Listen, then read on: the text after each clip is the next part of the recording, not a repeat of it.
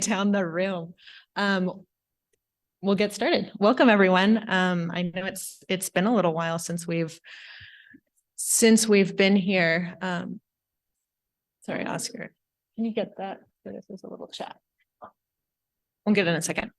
It's been a little while since we've had a Fireside Council meeting. I was counting, it's been actually like 3 months since we've been here. We took a little break in December and we had our year-end review here in November, which went great. So welcome. Thanks for braving the wintry weather. It doesn't feel that bad compared to, we've been seeing the past few days. So we got 50-mile-an-hour winds at my house. I can say that was the most in a while. So awesome. I see folks on Zoom just keep joining, but we are going to go ahead and get started. You guys can hear us on Zoom. If for any reason something cuts out, let us know, put up a chat or somehow let us know that you can't hear us. I do apologize. Our last meeting in October, I know the internet went out and it dropped everyone on Zoom. So sorry about that. We have no control over the internet, unfortunately. So we'll cross our fingers that doesn't happen this time. But yeah, we're really glad to have this option here. So folks who can't be here in person can join us. All right, a couple other housekeeping things as usual. Folks in the room, if you can use the microphone, we have an extra one we can pass around just when you're talking. That's just so the people on Zoom can hear us. Oh, and we have a sign-in sheet going around, making its way around the table. I think I see it there with you, Matt, if that can just keep moving. Yeah, if you guys could just, folks here, if you can sign in on the sign-in sheet, that helps us for not only just to know who's here, but also for tracking for grant purposes. Sometimes we're required to just show how many people are coming to community meetings. So that's really helpful for us. On a similar note, the folks on Zoom, if you can just put basically sign in the chat box, just put your name and who you're representing today. And if you're willing to share your contact information, that'd be a great place to include it in there as well. Okay, I think that's all in the housekeeping. Again, welcome everyone. And we are gonna jump in with a round of introductions. We will, like usual, we'll just go around the room here and then we'll hop up to Zoom. You guys aren't gonna get off that easy, just putting your info in the chat. We're also gonna make you talk. So yeah, but we'll keep it simple, just quick introduction, just your name, who you're representing or where you're from today, and we'll keep it simple. So I can go ahead. If there's anyone I haven't met yet, I'm Allison Thompson. I'm the executive director of the Yuba Watershed Protection and Fire Safe Council here. So again, welcome everyone. And we will go around this direction. Hi, I'm Yannicka Allen, and I'm the project coordinator at Yuba Watershed Protection and Fire Safe Council. Teresa Royett. My name is Matt Wallen. I'm representing Land and Hack Division Chief for CAL FIRE's interest. My name is Charles Sharp, and I'm here to observe, and I'm also on the fire board district. Gary Files, Yuba County Resource Conservation District Board, and the program coordinator for the Wildland Fire Mitigation Reviews. Jeff Huckins, interested party, Oregon House resident. Chris McCandless, incoming district fuels officer for the Yuba River District on the Tahoe National Forest.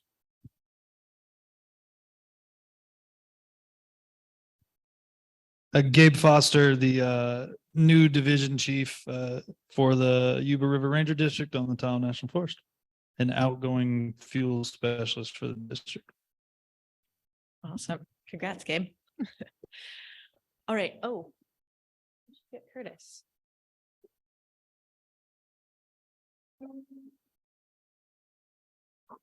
And I'm Curtis Canfield, Executive Director at the Alcoos Center and Tech Guru for Fire Safe.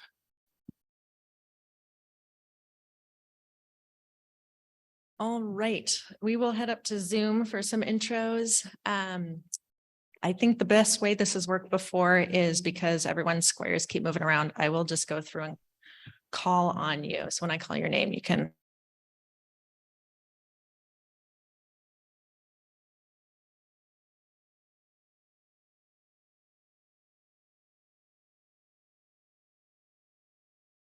It's like Gretchen might be frozen. Gretchen? Oh. Oh, we are getting an internet unstable alert. Oh, Gretchen, I can at least see you're unmuted. See if we can hear you. I'm Gretchen Cup, President of Yuba Sutter Domestic Animal Disaster Assistance. We set up shelters for dogs in the event of a disaster. Yeah. Fantastic. We got it. Thanks, Gretchen. All right, Pam Cook, I see you up next. Happy New Year, everybody. Pamela Cook here. I'm on the board and that's whatever you need to know, I'll tell you, but I'm on the board and I'm happy to be here. Sorry I can't be there in person. Thanks, Pam. Glad you could still be here. Oscar, looks like you're up next.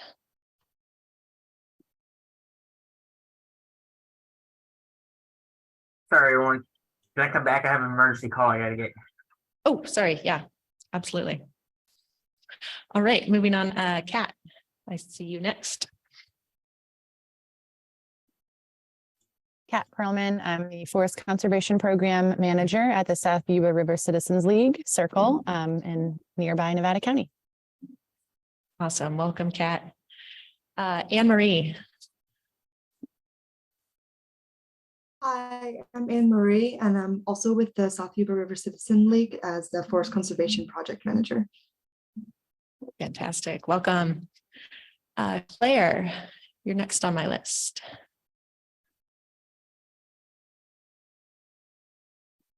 Oh, we can't hear you, Claire. I don't know. It doesn't look like audio. Can you hear me now? Yes, now we can. Okay. I had Perfect. double muted. Great. Hi, everybody. My name is Claire Coslin. I am here from PG&E to share some information about some of our customer programs. Fantastic. Glad you could be here, Claire. All right, Sean Griffiths. Sean Griffiths, I'm with the Smartsville Fire District and also with the board for the Yuba Watershed Fire Safe Council. Great, thanks, Sean. Ronnie, you're next. Hello, everybody. My name is Ronnie Isaac. I am here unofficially, but I have been working very hard on wildfire mitigation regulations, and they are now official, and hopefully I'll be able to observe how they start to impact people in the wildland urban interface all over California. Awesome. Thanks for being here, Ronnie. Yes. Hold on. Okay, there we go. Dwayna, are you there? I'm here. Awesome. I'm Ta-da. Dwayna Edens. I'm the bookkeeper for the Fire Safe Council. Thanks, Dwayna. Bookkeeper extraordinaire. Thanks. Ryan McKillop. Yeah, can you hear me? Yes, we can. Oh, great. Yeah, Ryan McKillop with Sierra Pacific Industries. I'm one of the RPFs and also representing and a member of the Foothill Volunteer Fire Department. Great. Thanks, Ryan. Rob Henry. Rob Henry. I'm a representative from the Pendola Oak Valley Firewise community that we're trying to form. Fantastic. Welcome, Rob. I saw an email about that. I still need to respond to it. My apologies. And Derek Wood.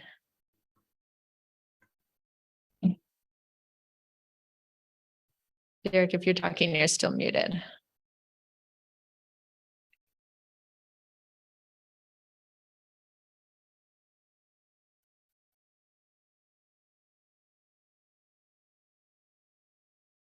that 415? I believe so. Okay. All right. Well, again, welcome everybody. Thanks for being here. We got a good crowd, especially up there on Zoom.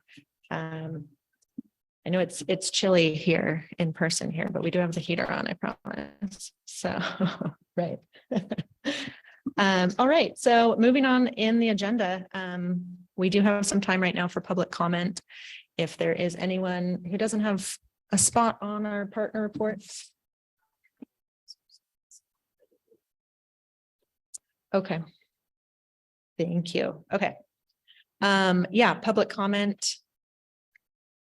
If there is anyone not listed on our partner reports, if you have an announcement you'd like to make or something you'd like to address to everyone here at the Fire Safe Council, now is your time to jump in.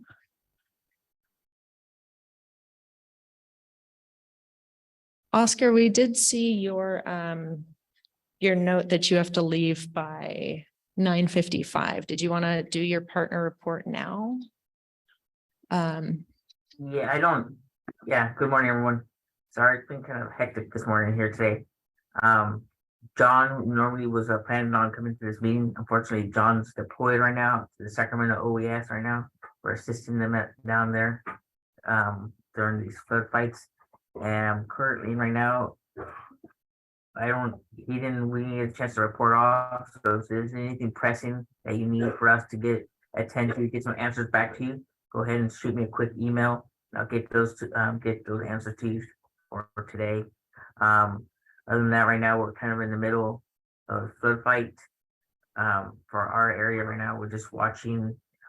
Yuba County is kind of strange. We don't have per se any emergency pressing, but we're looking at some area issues, some road closures that are coming to result from all this rain off. So other than that, I have nothing really to report on the fire side. And one more thing, me and Frank, actually the fire prevention officer, that's where I got to get off this call at 9:55. We have to go to a fire zone severity map meeting that's going on at the Board of Supervisor Chambers. We'll report on that afterwards. Great. Thanks, Oscar. Yes, I saw the notice about that meeting for the fire hazard severity zones. Saw that last week and said, well, we have our meeting already scheduled, so we're going to go ahead. But yeah, thanks. Let us know how that meeting goes. Great. Well, thanks, Oscar. Anyone else for public comment before we move on? All right, hearing none. Let's move on to, we have a great special presentation today from Claire Coughlin. I hope I said that right, Claire. Claire is with PG&E and she's going to share some info about some of PG&E's programs related to weatherization and energy efficiency assistance. And I'm sure she can explain far better than I can, but we're really glad that Claire is here and hope everyone can take away some great info here. So yeah, we can see the share screen, Claire, and go ahead and take it away. Thanks for being here. Awesome. Yeah, thank you for having me. I'll go ahead and get started.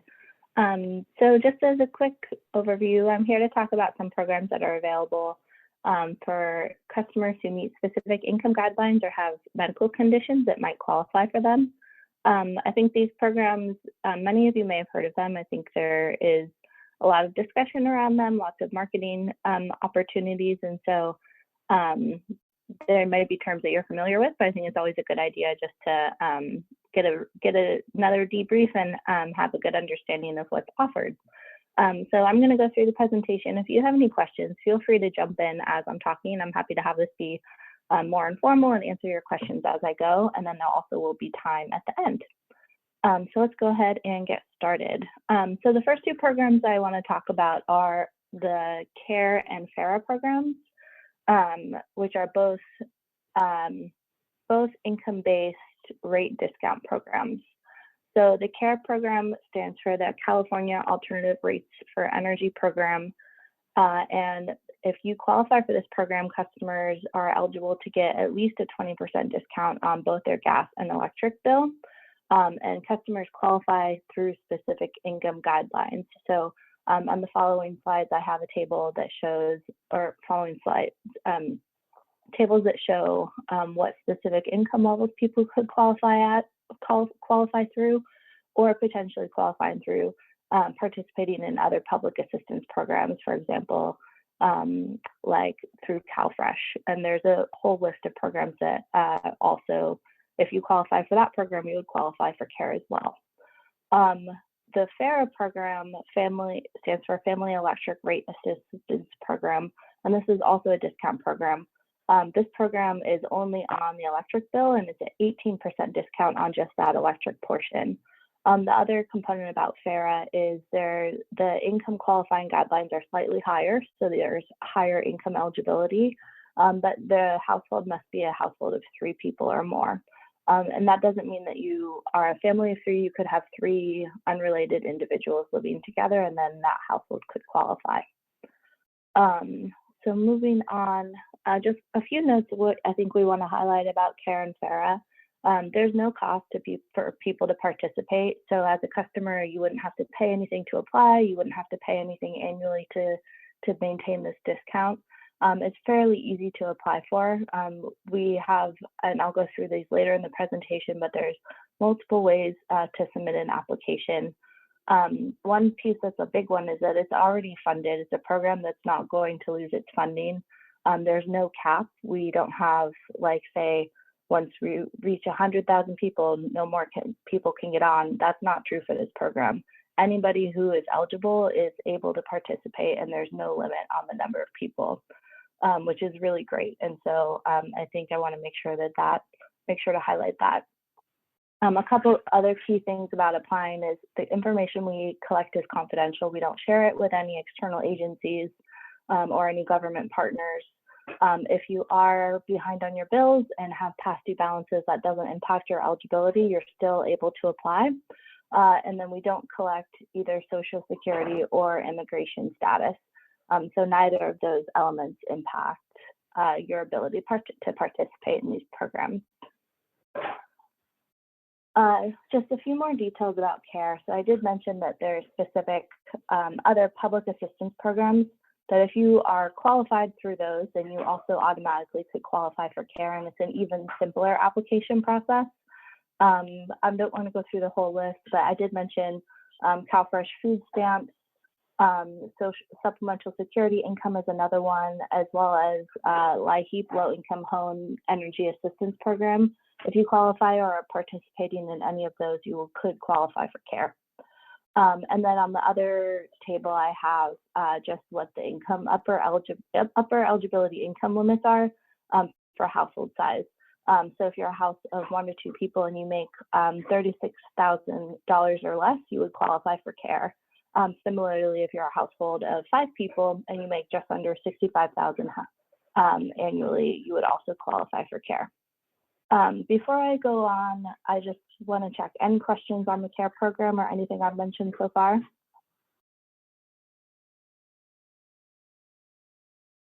Claire, I had a question. Is this program available throughout California? It is. It's available through anybody who is a customer of one of the large investor-owned utilities. So if you are a customer of PG&E, or you're a customer of Southern California Edison or San Diego Gas and Electric, all 3 of those large utilities offer this program.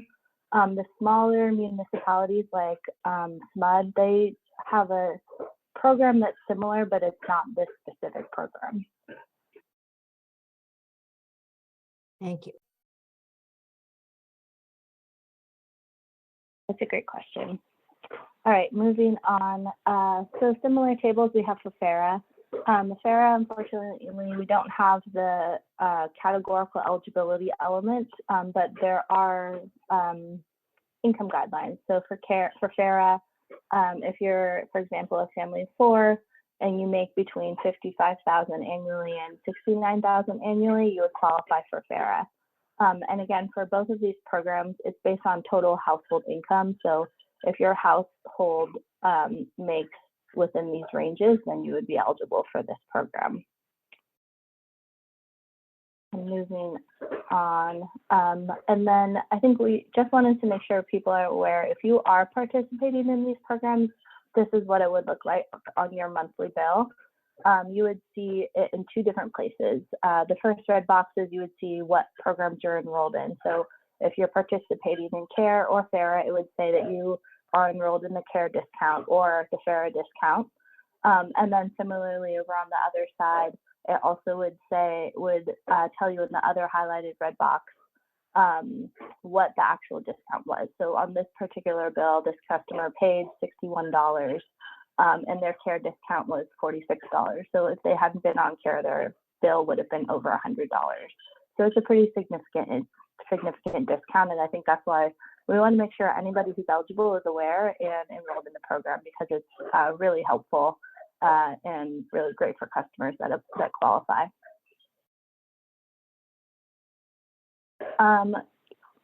Just one quick element about CARE, in addition to participating on it, because the application process is very seamless and we don't actually request income information, it's all a self-attestation. So if you apply for CARE, you self-certify.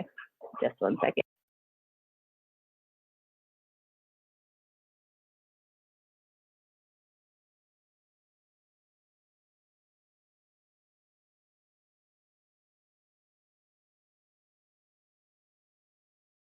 Sorry about that. There's a loud noise behind me and I wasn't sure if you'd be able to hear me. So as I was saying, for both CARE and FARA, you self-certify that you belong in those income limits, but we don't request income information. So we do not request your W-2 or don't request any information to actually verify that. So what happens is after the fact, there's a small pool of customers that randomly are selected annually to go through that verification process.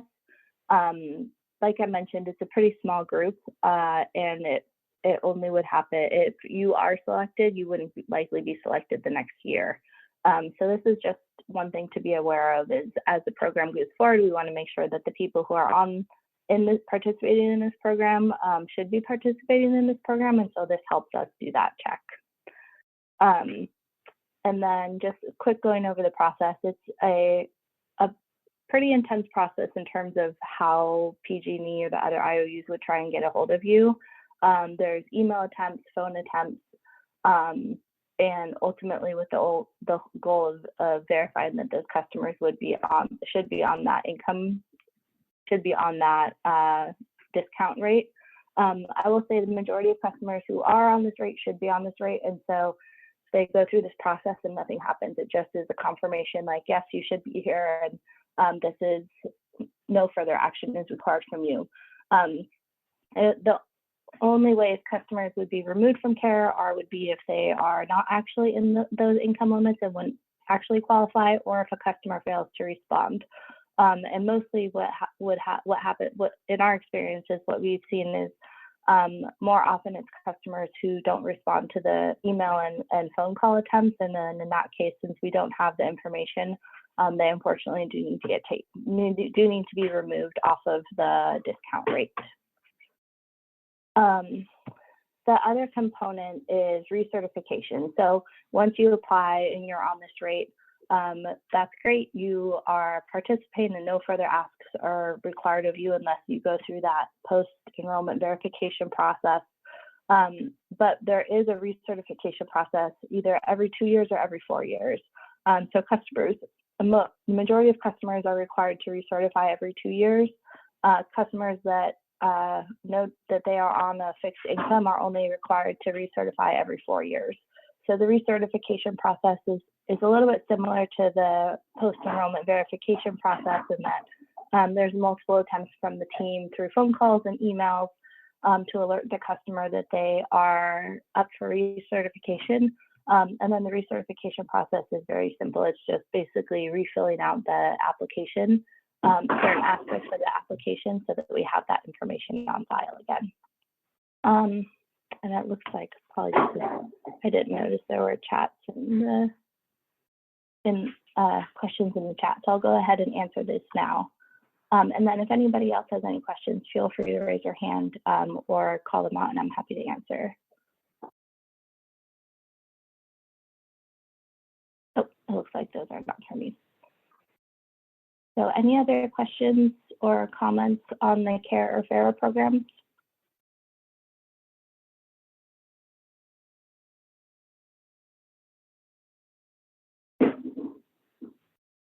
All right. And there's nothing in the room, just double checking. Correct. No questions here, right? All right, I will move on to another great program, the Energy Savings Assistance Program. So this program is a home energy upgrade program. Similar to the CARE and FARA programs, it's also income qualified, so customers are eligible based on their income. Also similar to those other two programs, this is completely free. This is different though in that it's not a discount program, but it is an opportunity for customers to potentially get great new energy efficient items in their home or help with weatherization. So customers, the way this program works is that customers who potentially are qualified or are notified by PG&E or by our network of contractors that we work with. And then if the customer decides to go through with the program, they could be eligible to receive any of the items listed in the table below. So I think a very common item that customers participating through this program is energy efficient light bulbs, power strips to help manage energy usage, weatherization. Weather stripping is a very common one as well as sealing of the home and attic insulation. The whole goal of this program and all of these items is to help make customer homes more energy efficient. So in those either high bill periods like winter bills when it's really cold and people have their heater running, or summer when it's very hot and people are trying to conserve energy as much as they can. These items all help people conserve energy, and so ultimately your bill should be lower after participating in this program. So it's a really great program, and it's a great opportunity. Like I mentioned, it's based again on those income qualifications, which again I think I'll go through in some additional slides. And it's available for a wide variety of customers. So if you own your home, you're eligible. If you're a renter, you're also eligible. We offer it to customers in single family homes, multifamily homes, or mobile homes. So there's a lot of opportunities to participate. And then just really quickly going through what the Energy Savings Assistance Program, ESA, we call it ESA, process looks like. Is if you are potentially eligible, you'll be notified through a marketing message, through email, or through regular mail. And then the customer would contact PG&E and say, yes, I'm interested in participating. Once that happens, we have a whole network of contractors that we work with throughout the state to implement this program. And so they would contact the customer and set some time up to go meet with the customer in their home and understand what options might be available if they are interested, and how they can help them enroll. And so that's kind of the first session, is helping the customer enroll, identifying what different items the customer might be eligible for, as well as providing some energy education, so savings tips, things to do to help minimize your bill and help minimize that energy use. Energy efficient light bulbs, that they can be replaced. If there are some larger appliances that might be eligible, identifying specific items so that the customer knows what they're eligible for before any appliances are replaced or any items are replaced in the home. So it's a pretty similar process, similar to the CARE FARA one. I think the difference is this one is based more on promoting energy efficiency and energy conservation, and also is a great opportunity for customers to qualify.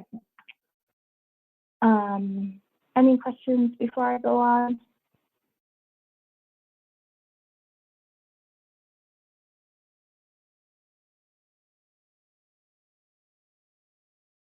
This isn't necessarily a question, but when I first heard about this program, what struck me was that the weatherization and insulation has the potential to also help people during fires, because often if the home isn't sealed well, that also aligns with areas embers could land and potentially ignite the home. And even if that's not the case, it would help keep smoke out, which is a big problem every year nowadays. Yeah, that's a really excellent point. I was going to say just about the same thing. It's like we think about the same thing all the time. But yeah, just maybe a follow-up question to that, Claire, is right, because like Annika mentioned, looking at some of like the weather stripping and door and window repair, and how that would help with home hardening and stuff. Is PG&E looking at other programs like this that are maybe slightly more geared toward I guess toward home hardening? Just throwing that out there. Yeah, that's a great question. I would have to follow up with our team. We have a team that focuses entirely on customer resiliency. So it's similar to what you're asking, like how to make, I don't know if they do home hardening, but they offer resiliency measures. Like that team focuses more on portable batteries or offering like battery, solar, and storage solutions. So if the power goes out, customers have a way to continue their lifestyle in a way that's not overly burdensome. And so I can follow up with them to see if they're looking into home hardening. That's a really great question. And apologies, I just don't know the answer right now. Great. Yeah, no, and I know too, it's not directly energy related, but that's just something we're always thinking about. So thanks. Yeah, absolutely. All right.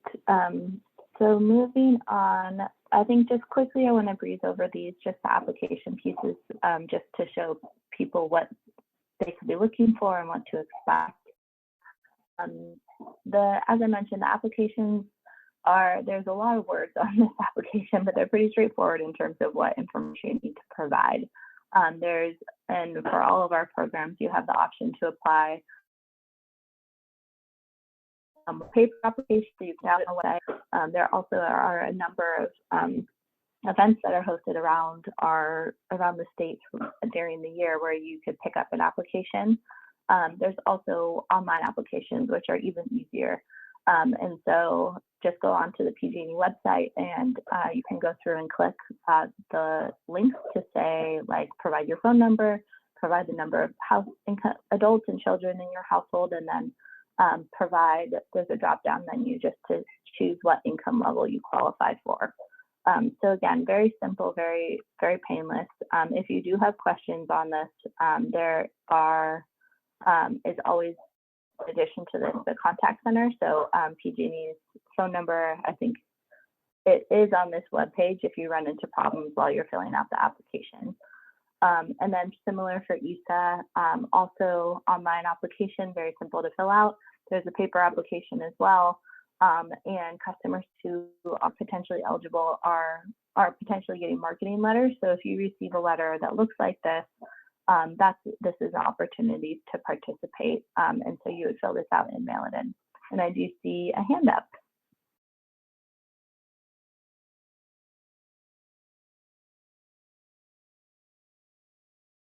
Is that me? Are you calling Ronnie? Yeah. Oh, okay. Yes, Ronnie, go ahead. I was wondering how you might verify income. So if somebody states their income level, do you look at like adjusted gross income tax and have to put in an IRS, summary form from your taxes? How is that verified? That's a great question. So it's not verified up front. So if a customer puts in that they're in a certain income bracket, that is good enough to initially get on the program. And so that's where it's a process that's called self-certification. And the reason it was developed this way is a few years back, there were a lot of eligible customers who were not participating. And so what the IOUs, what the utilities found was that it was very burdensome to go through and apply and provide all this information. And so to help mitigate that and make it easier to participate, at this point it's all through self-certification. I will say though, if you do apply and you are not in that income limit, that's where there's the concern that if you are randomly selected for the post-enrollment verification, which is a small pool of randomly selected customers every year we sample, that's where you would be asked to provide more detailed information like a W-2 or actual documents to show that you are in that your income is what you stated is and that you belong on the program.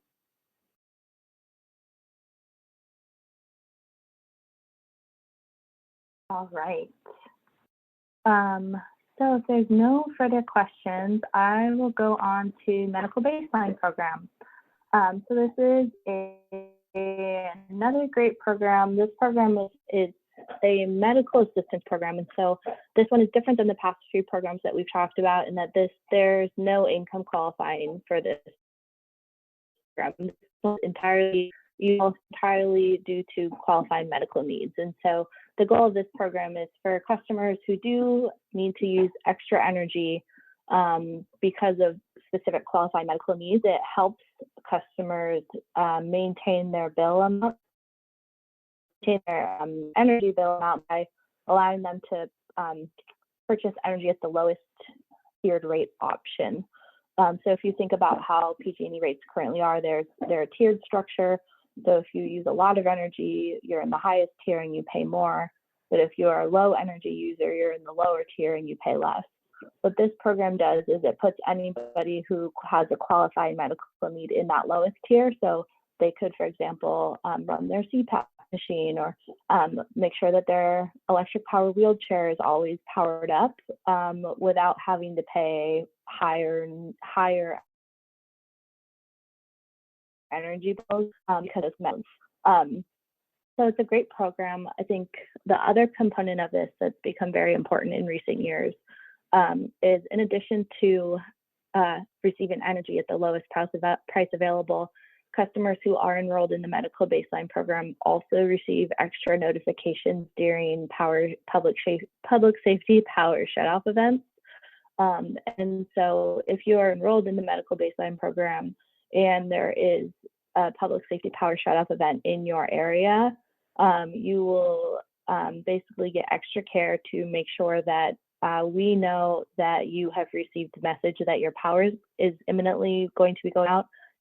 Have a plan in place that customers who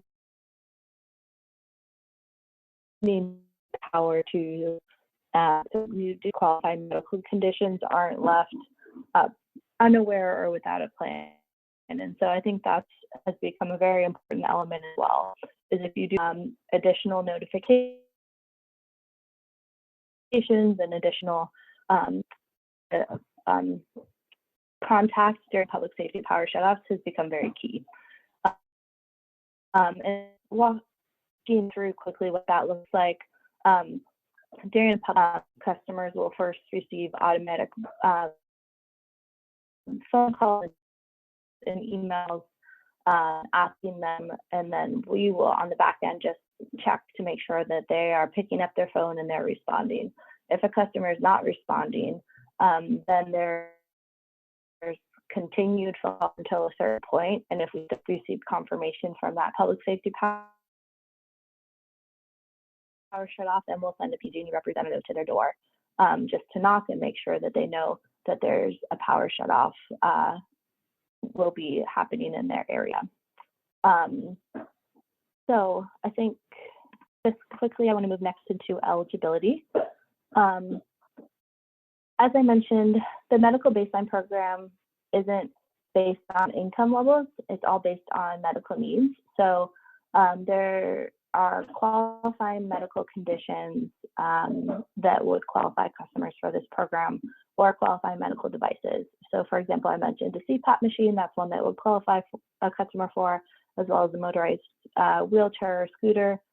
For qualifying medical conditions, customers who have a paraplegic, hemiplegic, or quadriplegic condition would qualify, as well as customers who have asthma or sleep apnea. So to this program, you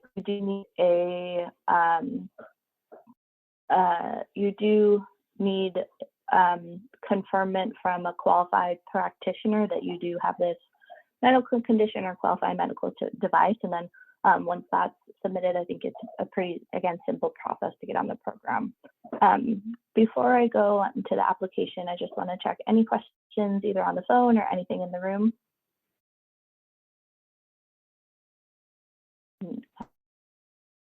All right, I see no. So similar to the applications I mentioned, that online, it's pretty straightforward. You can also download a paper application and mail it in.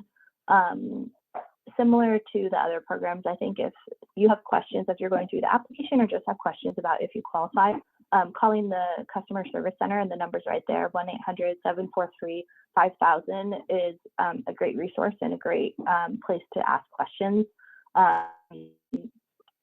The service reps on that phone, on that line, can help you navigate any of the application questions and help answer any additional questions you might have as you're filling it out, or if you have other questions that come up later. But I think that is all the information I had for today. So I would like to open it up just broadly for questions on anything we've covered.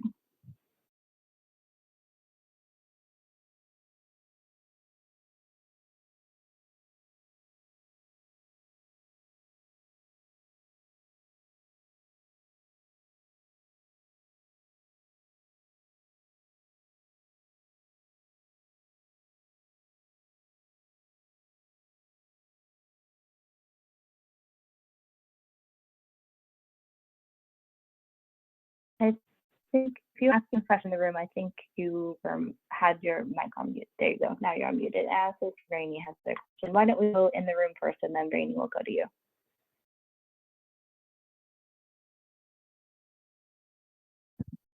Is the sound coming through now? Yes, now it is. Okay, I was just wondering, because you had briefly mentioned batteries for use during power shutoffs, and I was wondering if you could talk more about the programs that make those available to people. Yeah, I would like to follow up and get the most current information, because I know those programs are they're constantly changing and improving as we get more information and more experience every year. But I will say there's two different types of programs available that I'm aware of. So one is customers can be eligible to get a portable battery that can help during public safety power shutoff events. So if you look on my home, you can see what they look like, but they're smaller. They're about the size of a cooler, and they would help power just very urgent needs. It's not enough to power your whole home, but it's enough to make sure like your cell phones are on, your contacts are able to power all those kind of emergency type devices. The other program that is also offered is a more like whole home solution. And so that's a battery. They're similar to like the Tesla Powerwall batteries, where there's something installed somewhere in your home. Oftentimes they're in the garage. And if your power goes out, it's large enough to power your whole home. And so that would cover the experience. So those are the two kind of options I'm aware of, but I will follow up and get details on what the timeline is and how we're rolling those two programs out and if they've changed. Because like I mentioned, these programs are kind of constantly iterating and constantly changing as we get more information and as we get better at responding to all of these really intense wildfire seasons. So I can provide that after this call.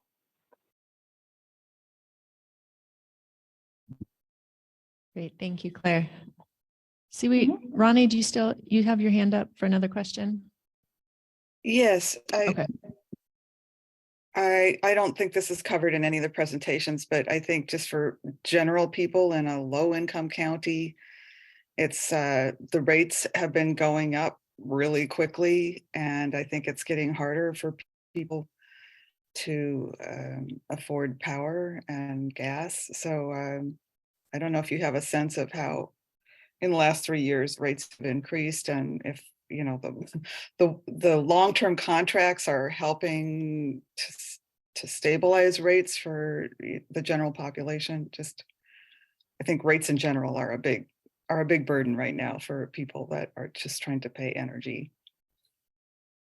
Yeah, thanks for your comment. I know rates are a big burden, and I think that's something the broader team is generally aware of. Is affordability is a constant topic, making sure if at all possible to keep rates as affordable as they can, because I know there have been some pretty significant rate increases over the past year.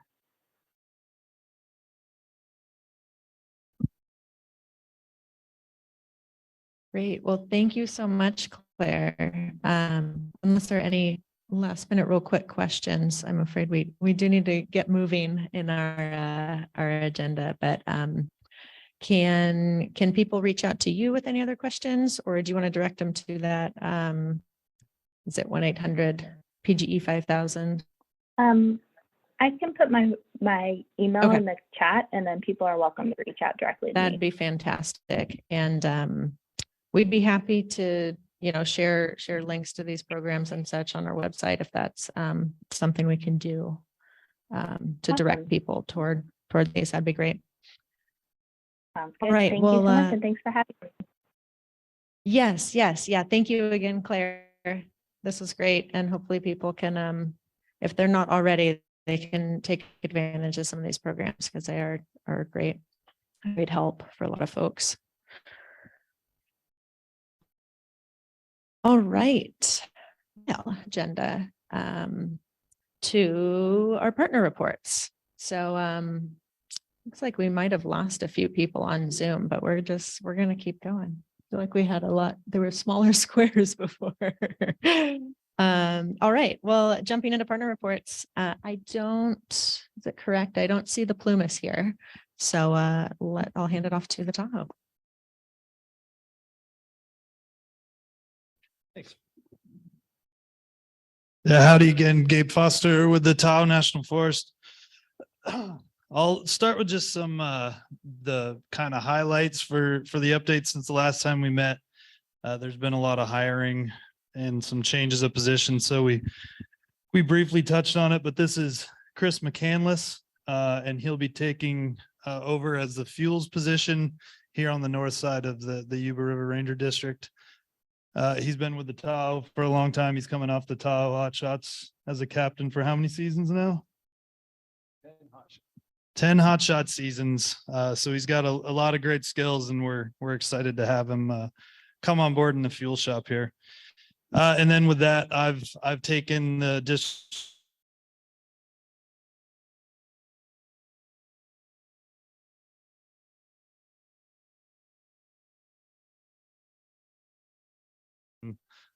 getting him in these meetings and trying to get him up to speed with everything that's been going on and what's going to continue to be moving. So I'll give you guys an update on what's been going on.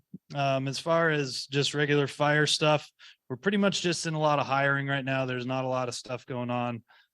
Some assists on traffic collisions and all the snowy stuff that's been going up there in Wallen's territory.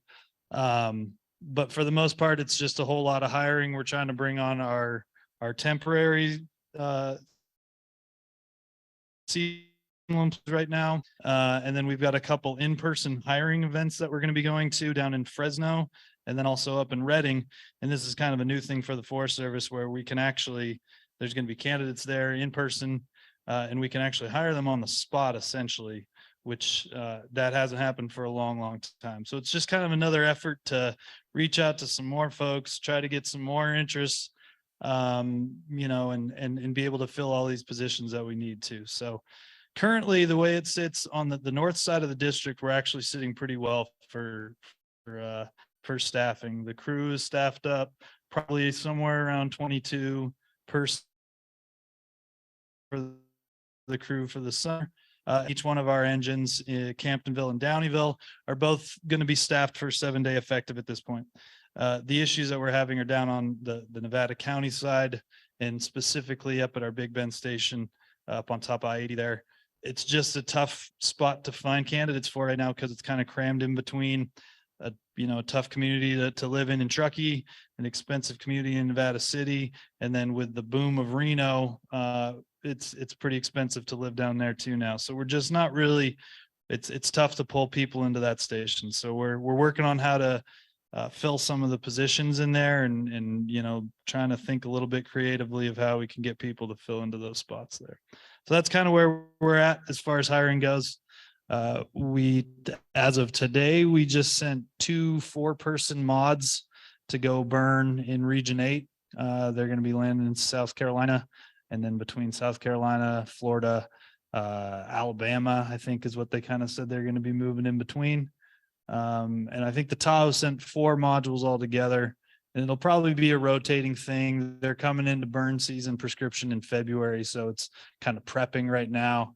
And then the next round, as they go out, they'll start doing some burning, and there's usually some fire suppression stuff that kicks off at the same time too. So it's usually a pretty cool trip and a great experience for all of our folks to go out there and get a little East Coast act going on.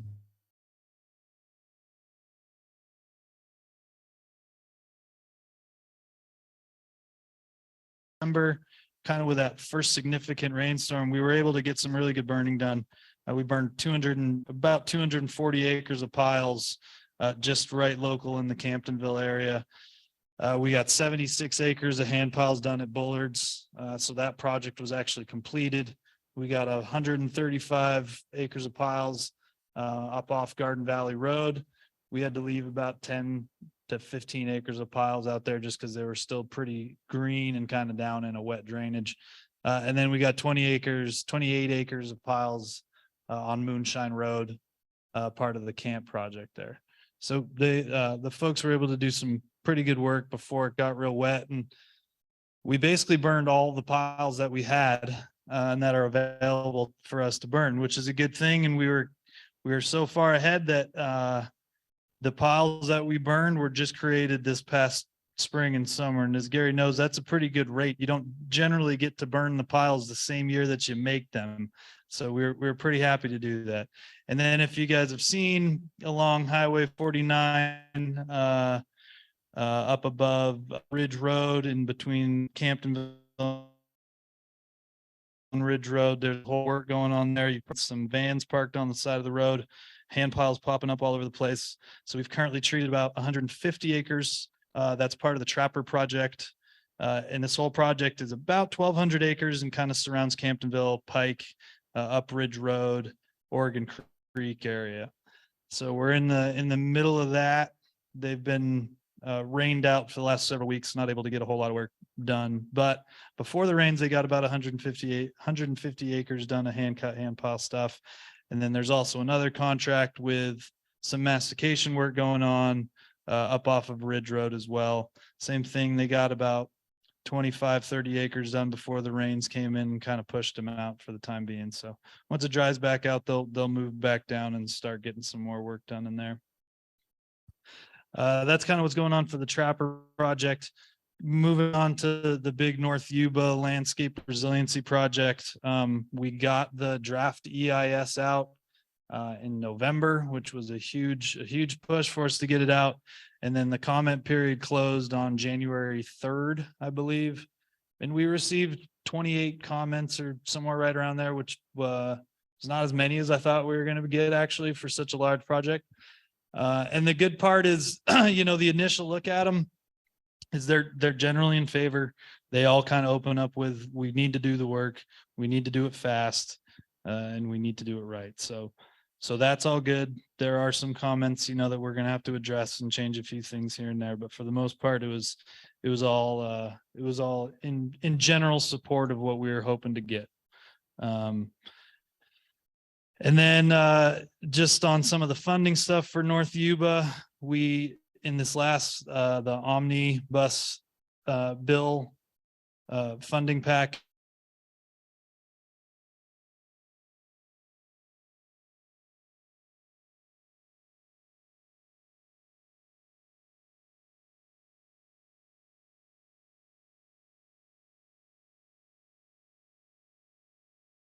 so Sierra County is going to get a first round of it because the first project in North Yuba is the Rattlesnake Skinner project, which surrounds Downeyville, kind of on the north and south side of the Yuba River there.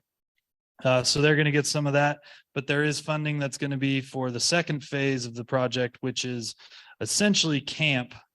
So the Pendola area, Camptonville, and the surrounding areas in there, which was the camp project from 10, 15 years ago. But as you all know, the growing rates are so fast, it needs to be treated again within 3-4 years after you treat it the first time. So there is some funding in there to get that project going as well. And then there's also a lot of funding, about 40 million is going to go towards the Slayville and Graveyard timber sales, which are in the Trapper project. So partially Yuba County, partially Sierra County. And it's just very high complexity logging operations, steep terrain, some aerial stuff. So, the ranges are up to $16,000 an acre in some of these areas to get the wood out of there. And I think that's kind of all I got for right now, unless anybody has any questions. Affirmative, $100 million. Yep. Yeah. Any other questions? Thanks, Gabe. That's a great report.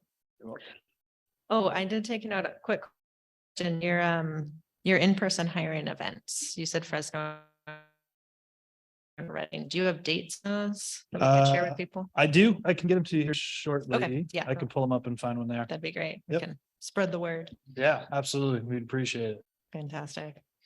All right, if Chris didn't have anything, I think CAL FIRE is next. All right, thank you. Again, my name is Matt Wallen. I'm the battalion chief in the Nevada City area. Down here representing CAL FIRE for the North. And he has a lot of buy-in to the area. Previously, he was our 2314 battalion chief out of Smithville. And he wanted me to mention a bit on some of the changes that we've been going through staffing wise. But before that, kind of wanted to relay some of the changes we've done recently for the storm staffing and preparation as we speak for the past week and then going on into the next week. We have upstaffed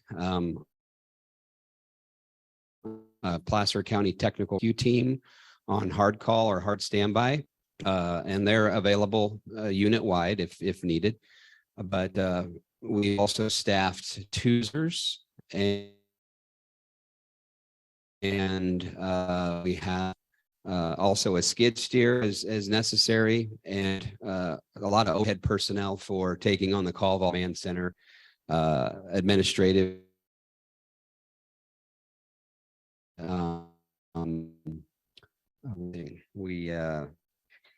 Our crew situation for a moment there is kind of dire. We didn't have one camp was shut down on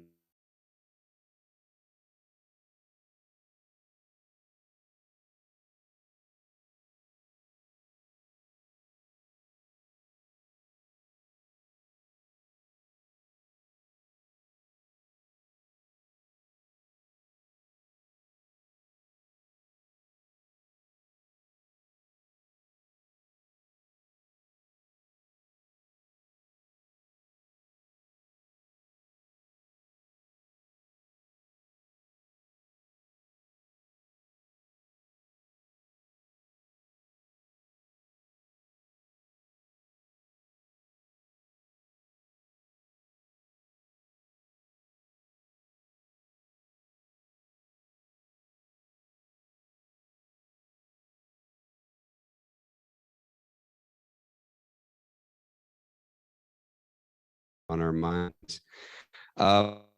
The governor's state budget for CAL FIRE was released and confirmed yesterday. We didn't take much of a hit. We got a lot of new funding, a lot of it from Senator McGuire for upstaffing our firefighter one hand crews, and in tune that just the growth of the department came to some 1,200 positions. That also includes clerical office staff as well, but there's going to be a lot of transition to firefighter hand crew statewide. I've already done that. I know Chief Estes has requested through the National Guard that we get a second National Guard crew for this area. We just currently have one because Washington Ridge is down to 2 crews for the last. So it's a good thing that we're getting that.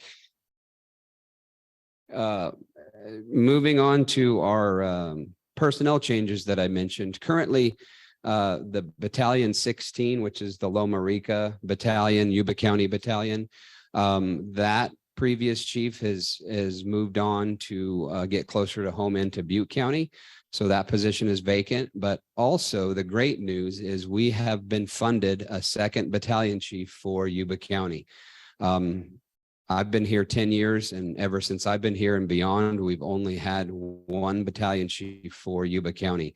Now we'll have 2, so there will be one on both ends of the week, and we won't be sharing coverage.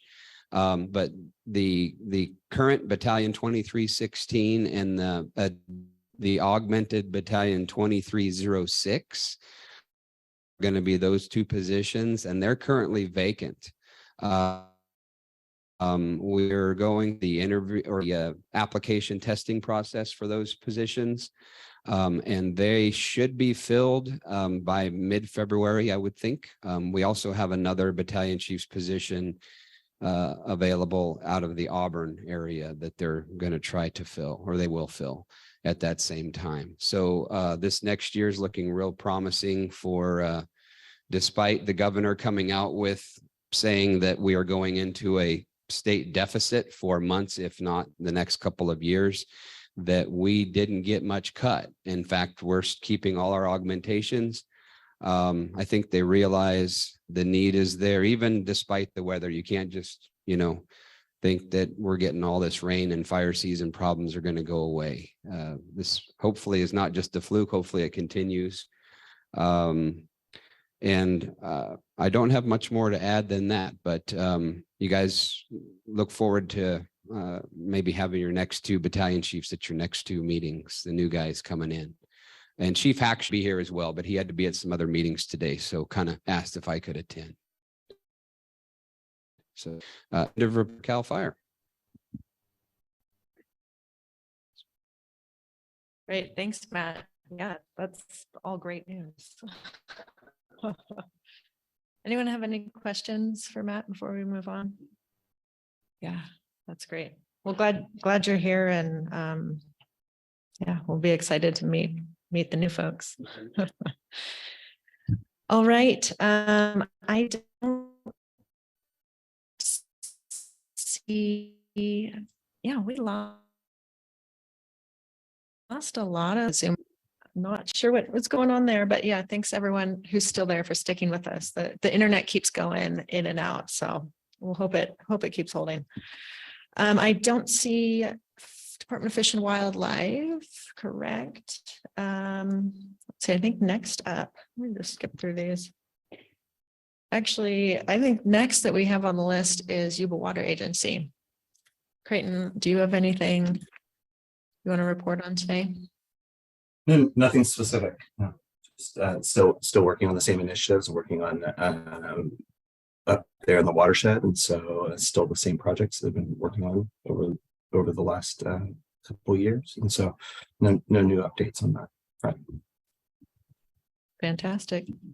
I guess no news is good news. All right. I think that brings us to the Yuba County RCD. Gary, do you? Oh, yes, you need a microphone. Yeah. I'll also cover the Oregon Peak Lookout. We're kind of in hiatus, of course, of the weather. But here, the next month or two, we'll be working with the CAL FIRE to get people trained up and all the forms signed.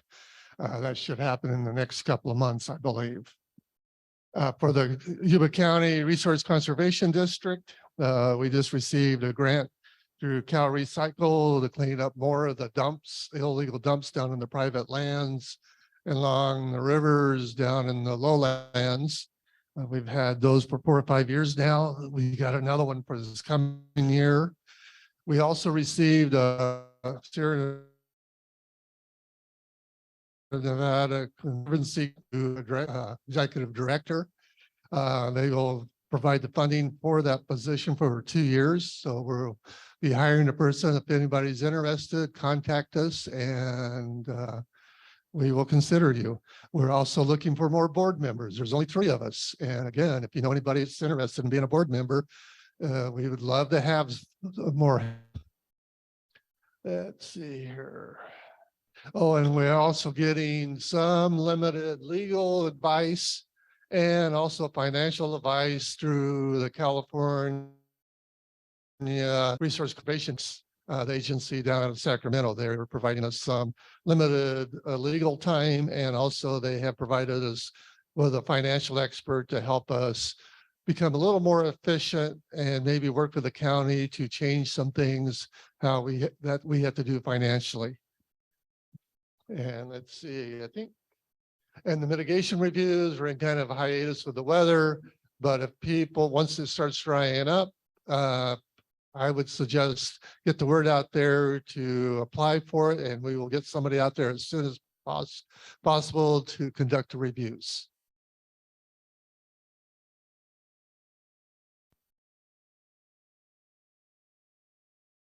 Fantastic. Any questions for Gary? Thanks, Gary. All right, I think if I'm seeing things right, the last on our list that's here for partner reports is Sierra Pacific Industries. Ryan, if you're still there hanging with us. I am. The audio was glitching in and out during the thing. That's why some of the people left. I'm not sure. I missed a part of the CAL FIRES and the part of the Forest Service's audio. But anyway, update for our work. We did do some mastication in the first, basically up to Christmas in December. And after that point, it just got really, really wet and had to shut everything down. It's something like we'll be getting back to it for at least another week and a half or so. But we did make a little bit of progress on the Forest Health grant with a new mastication machine that we're working with, which is it's a Tiger Cat machine, and it's got like a 10-foot wide mastication head on it, over 500 horsepower to the head, so it doesn't get bogged down like some of your smaller or less horsepower machines, and so it doesn't slow down at all. It just goes, and it's pretty impressive. So we're making progress with that machine. I think for the month we got about 111 acres masticated for that 3-week period. Some of that was in the field mix, so that was in the Forest Hill grant there in Brownsville. And also I've got the skid steer working up on the Oregon Ridge fuel break, which I'd say we're 3/4 of the way finished with the Oregon Ridge, our portion of the Oregon Ridge fuel break. So for the mastication part, so that's looking pretty good. And I think when we finished, we pretty much squared up with that fuel project up there.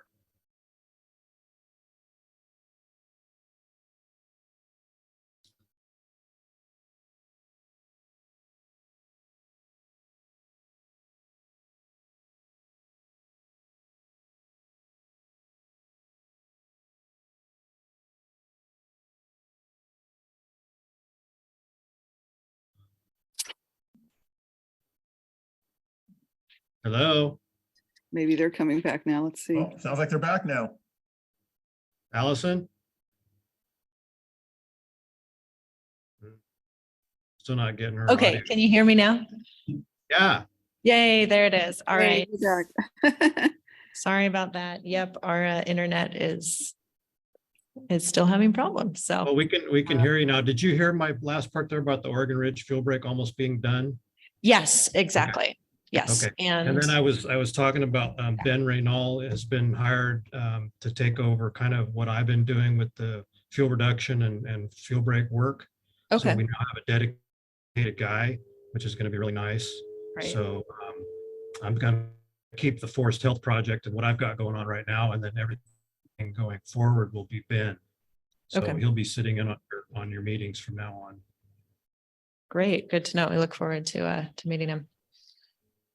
That's all I have. Great. All right. Well, glad we got you guys back. And thanks, Ryan, for those updates, and thanks for the work. Yeah. We should, I don't know. I've been thinking maybe someday we do sometime this year, we do like a field trip or something, maybe to those field breaks forest health project. Just Yeah. gets people to see there's a lot of great work going on out there. It's pretty exciting. So Yeah, it's really neat to see it. yeah. Yeah.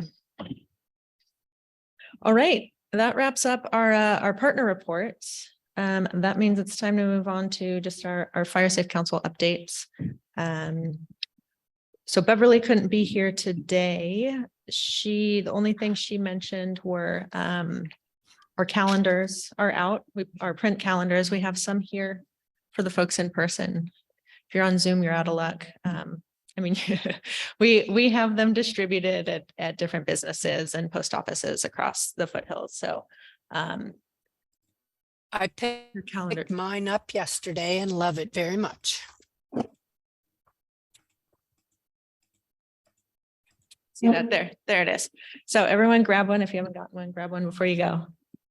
It's a year's worth of great fire safe tips and tricks. So yeah, so Beverly, Yannicka, and I worked really hard on it too. So oh, and Beverly did the art on the pictures. So next time you see Beverly, say thank you. It's the fire behavior triangle. So take a look. It's pretty cool. Oh, and one other thing I'll add on outreach and education is on the tow chain covers, we did finally get a branding iron. And so we can now put our logo. I don't know if you guys on Zoom can see that. You'll have to imagine it. Oh, we can zoom, look at that. So we can now put our logo on the tow chain covers. So that's just a little exciting thing. It'll be a little more work getting that on there for the next batch, but I think that'll be fun and worth it. So that's all we had on outreach and education, unless Beverly sent you with anything, Gary. Nope. Awesome. Board report.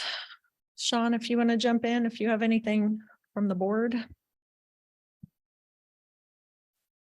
Just like we talked about in our brief discussion is just like Gary said for his group, we're always looking for people that are interested in participating on the board for the Fire Safe Council. So if you know anyone that wants to maybe be a council member out there, some of the folks have been on for a while and are moving on to other things, looking for replacements. So if you know anyone that's interested in putting in, let Allison know, send her an email that you're interested or have somebody you'd like to nominate, and we'd like to have some of those additions out there. Try to open this up a little bit more in the community. So with that, I don't think I have anything else. I'll let Allison go with the rest of the stuff that she has, because she's much better keeping track of all the stuff than I am. In the report. A lot going on. Yeah, just to follow on what Sean's saying, I don't think we've had a meeting since the news, but Steve Andrews resigned from the board. So we are down to 4 board members as of January 1st. So yeah, have an open spot. And like Sean said, let me know if you're interested in joining our board, or if you know someone who is, like, it'd be great.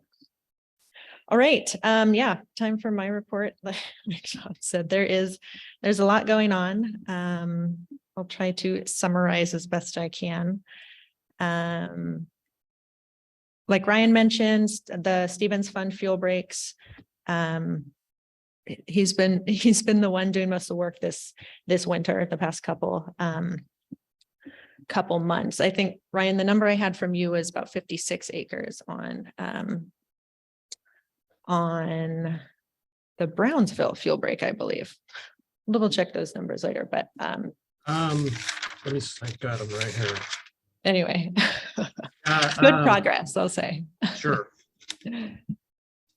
Yeah, so some mastication and then some follow-up spray as well. So we'll be starting in on, the next year of project soon, or already going, I guess Ryan is. And I guess it's the third round of funding for those fuel breaks is going to kick in we're hoping this spring. So that's the continuation of the Brownsville fuel break down to Marysville Road and Oregon House, and then kind of up northeast, up around Brownsville some more. So we're grateful to have that additional funding, but we got to wait a few months before that work kicks off. Let's see, the roadside fuel reduction project. I am happy to announce we did hire a forester to help manage that project. That's going to be kind of phase one of this roadside fuel reduction, 300 feet, and let's see, what did I say? It's 150 feet on each side. So 300-foot strips along county roads and 30 feet on each side of private roads in the Dobbins Oregon House area. So we hired Mason, Bruce, and Gerard. They're going to be our forester for that project. We just started working with them last week. They're not on today, but they will be showing their face here now and then to give project updates as that project moves along. First step on that project is they are going to be reaching out to landowners in the project area in the next few weeks. So if you live out in Dobbins Oregon House area, kind of Frenchtown Road, north of Marysville Road, be looking for a letter in the mail. We'll be looking to get access agreements to get that work started, and starting with surveys, and then hoping to start implementation like late spring is their goal there. So we will also be hosting a community meeting here sometime in February. We don't have a date set yet, but specifically for landowners in the project area. If you have any questions, we'll be sending the date out on our email list. So stay tuned for that. But yeah, so that's exciting. That project is getting going, getting moving. I think that's all I have for fuel projects right now. Things are a little slow, just due to the weather. Residential programs. I'm going to hand it off. I'll hand you this one. Yes, go ahead. The forester? Yeah. Mason, Bruce, and Gerard. They're a consulting forestry firm. They have an office based out of Auburn. Yeah. All right, residential programs. I'm actually going to hand it over to Yannicka. She's been overseeing most of our residential programs. So give her the chance. I don't know where our other. Oh, that's okay. So our 2022 home hardening cost share program accepted its final applications in November, providing partial reimbursements to 32 residences. And the work that was done, people spent over $212,000, and in reimbursements, we distributed $47,000. And we also used funds from the California Fire Safe Council grant to buy a tool trailer and home hardening supplies that will be used in programs we're designing for this year. We didn't get as many applications as our target was, likely because it just takes some time for people to get used to a new program, but we had a deadline to spend the money by, so we switched to getting supplies towards the end of that. Then the 2022 Defensible Space Cost Share Program also finished accepting applications in November and has provided partial reimbursements to, I think I maybe didn't change that number. It was maybe 22. I think it was about 10 less than the other one, but over $116,000 was spent on the participants' projects, and over $34,000 was provided in reimbursements. We also applied for and received an AIM grant extension because this one also did not have as many participants as the target was, and we were getting towards the end of November with money left over. So we got a grant extension and we'll be able to take more applications and use the remaining funds.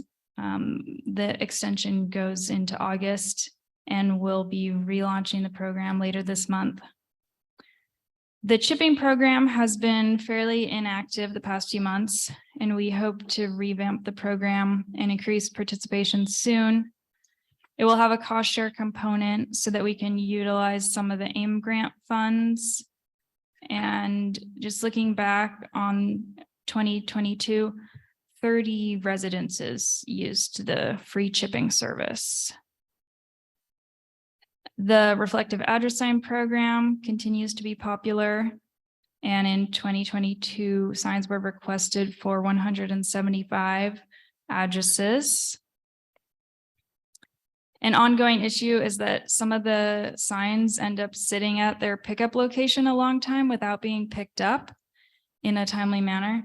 So we are looking for people to volunteer who live near a pickup location and can stop by occasionally and call and remind people who have not picked up their sign. The pickup locations are the Dobbins Organ House Fire Thrift Store, the Brownsville Foothill Fire Thrift Store, and Cal Fire Loma Rica. So if anyone is interested, it would be great to hear from you.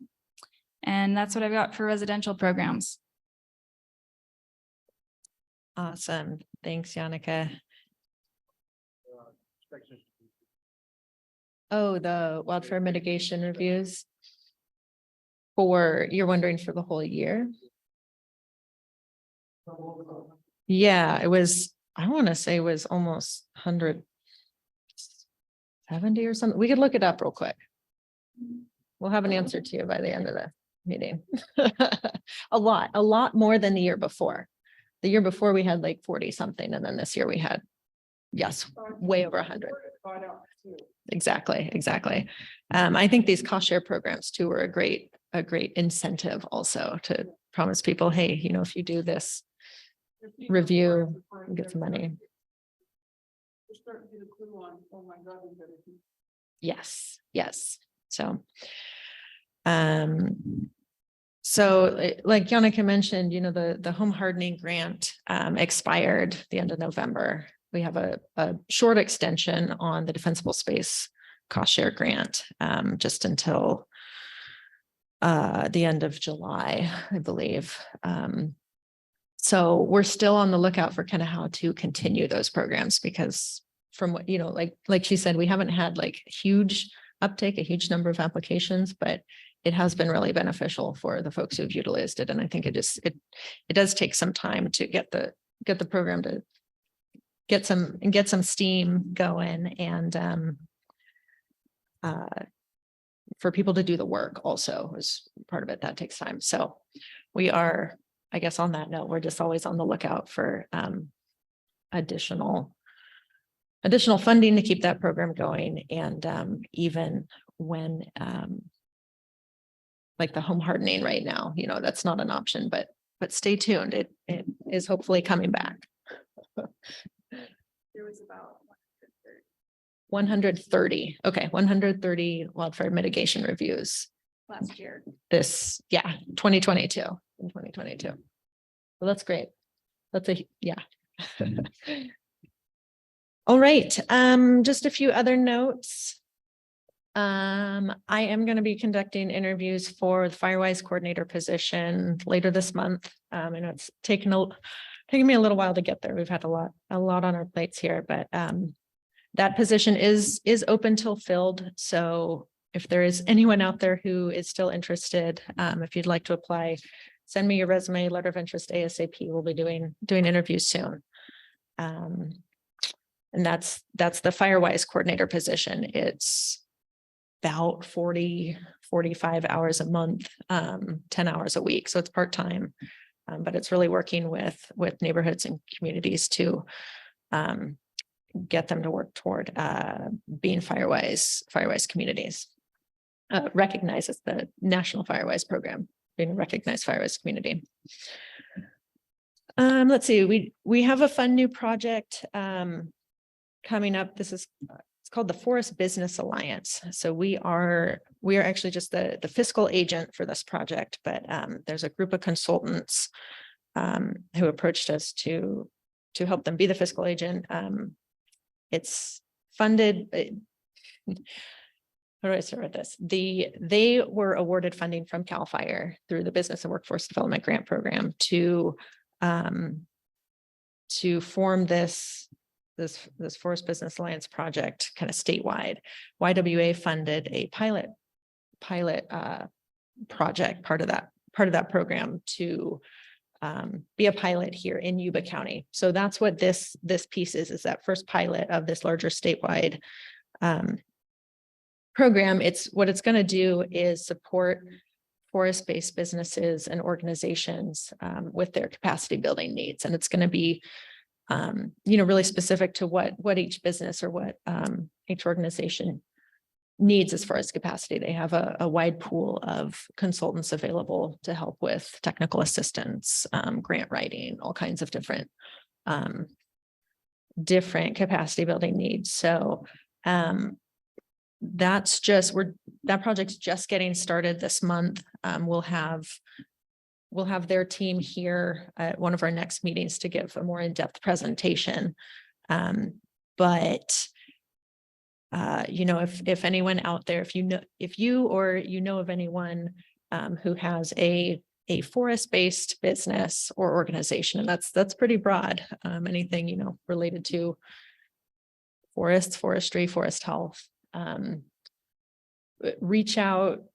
go ahead and reach out to me. I'll put you in touch with the folks there because they'll want to talk to you and see how this program can support you. So that's an exciting one that'll be starting very soon.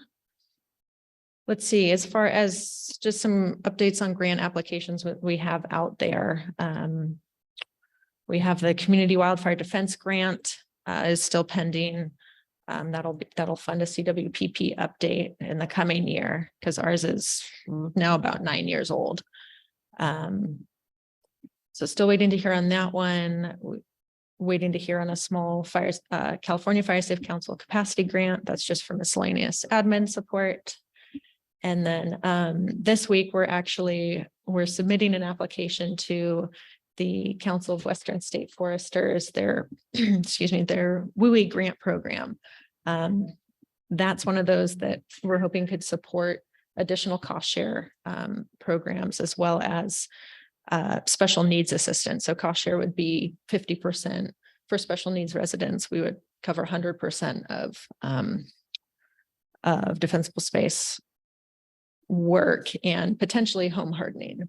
Possibly not a whole entire roof, but smaller home hardening items as well. And then that grant we're also looking to use that grant to start some volunteer work days, and that would utilize the new trailer that Yannicka mentioned that we're pretty excited about. So regardless of whether we get the grant, we will be able to host some work days with the trailer this coming spring and summer. But the grant really would open up our capacity and allow us to utilize the trailer a lot more. On the grant note, just want to throw out there are some grant applications that are currently open that we are not applying for, but just want to make sure everyone else is aware of them. The CAL FIRE has a number of grants out right now: wildfire prevention, forest health, and business and workforce development. So if you are considering applying, I think especially to the wildfire prevention, let me know. We're happy to help coordinate or anything if that's helpful. But again, we won't be applying directly because the roadside fuel reduction grant that we have is also a wildfire prevention grant. And we're not allowed to have that many grants going all at once. So, but yeah, we're happy to help talk through projects with people as well, if you're interested in those. Other thing is Oscar mentioned briefly at the top of the meeting, the CAL FIRE fire hazard severity map. They're updating those maps. The public comment period is open right now. They sent me a whole nice packet here that I brought to share with the folks here today. Folks on Zoom, you can look it up online, but this is just the new fire hazard severity zones in the SRA. So feel free to come over, take a look at that. And I have, if you want to submit a public comment, I have an email address and a mailing address here. Happy to share.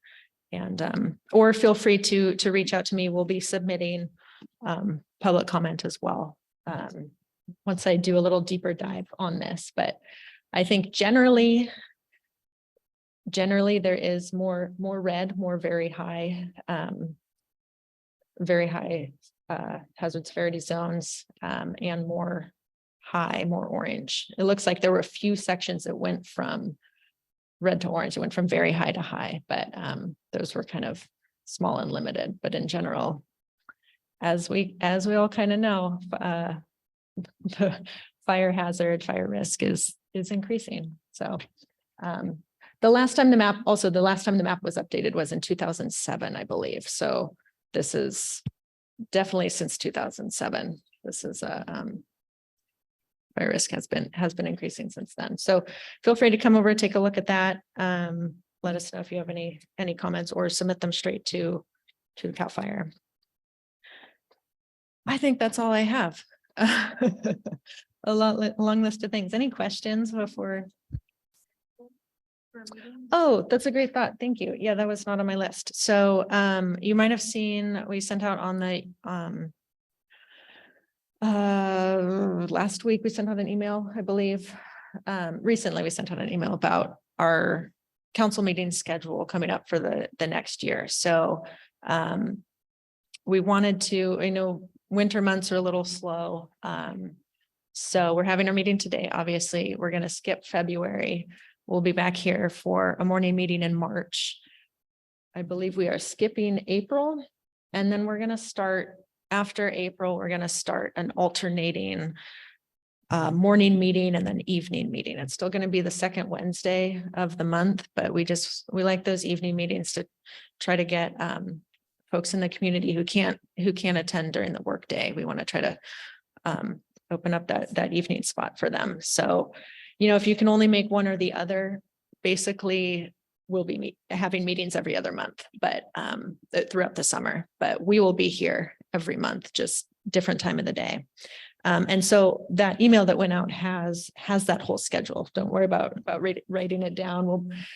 We'll send reminders plenty, and it is on the website. Yes, we'll make sure it's really clear. But so February, you get your second Wednesday morning back, and then we'll be back here in March. All right, Ronnie, I saw you had a question or raised hand. Oh, yeah. Something great. What's the deadline for comments for the commenting on the the fire hazard severity zone maps? Thank you. I believe, let me just confirm. I believe it's February 3rd. I think, yes, but they want to, if you're mailing it in, they want to receive it by February 3rd. So, okay. Yeah. Yeah, the video that was on their website was very good in terms of an explainer. The CAL FIRE maps are not used by insurance companies necessarily. The insurers will look at the same kind of criteria, but have other risk modeling that goes into your score. So you can look at your score, you can look at your address on the map. I I tested my husband's address there, and yeah, it's very good. Yeah, it works. It's a little futzy. I mean, throw it on the website and find your address, but it's good. Nice. Okay, great. Yeah, thanks for that, Ronnie. I think the main way that we use this map is in grant applications to prove that, look, yes, this is a high fire risk area. So, yeah. Any other questions? Yes, comment. Great. Okay.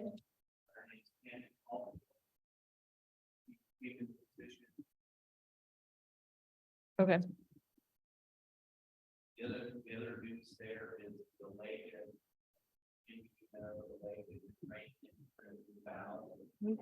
Sorry. They need to move out empty, so we like to have a lot of ponds dip about its end.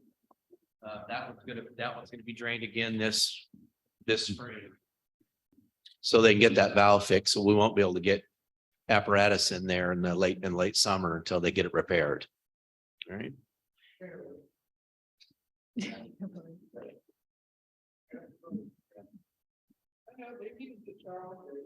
Sure, but it's always nice to have a lot of options, so you can put a lot of equipment into different ponds. We're not pushing them all in one. And her phone number, by the way, Tammy's number is 692-3212. Yeah, we want to reach out to her. Great. That's great. Thanks, Jeff. Oh, Pam, I see your hand is raised. Yes. Allison, maybe I missed it. Did you share the link to the risk map with us? No, but we can. Maybe in chat. Yeah, we definitely will in the minutes and. Okay, I'll wait. That chat. Yeah, it's Yanko put it in the chat, but it is. Oh.